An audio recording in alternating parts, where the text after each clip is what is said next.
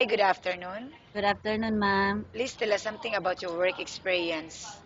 So, okay, my first experience in Philippines as a sales lady in one of electronics firm in Philippines, and I got a job also in electronic firms as a leader, assembly worker, production department.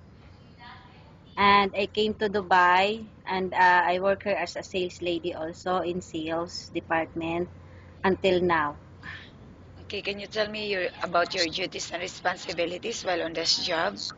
Duties and responsibility, we are always assisting the guest and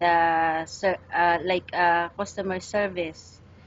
We are always dealing because I'm working in the hotel in sales. Why you are looking for a new employer and find another job? Yeah, for a better opportunity, ma'am. How much salary are you looking for? I can start 2,500. And why you're asking this amount? Why do you think you deserve this amount? Yeah, based on my work experience, I'm flexible person. And how would you describe your own personality?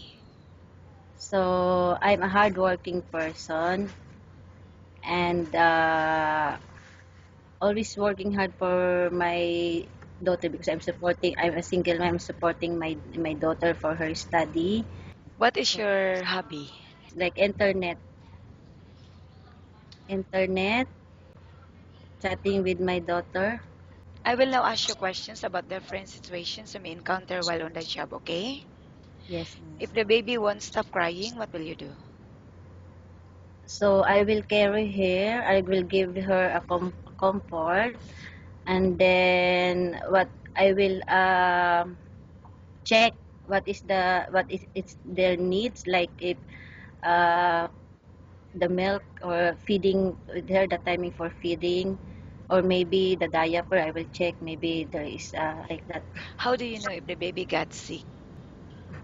Got see at temperature or she's always crying. She's irritating like that. So I need an extra care for that. And if the employer is not in the house and the baby got sick, what will you do?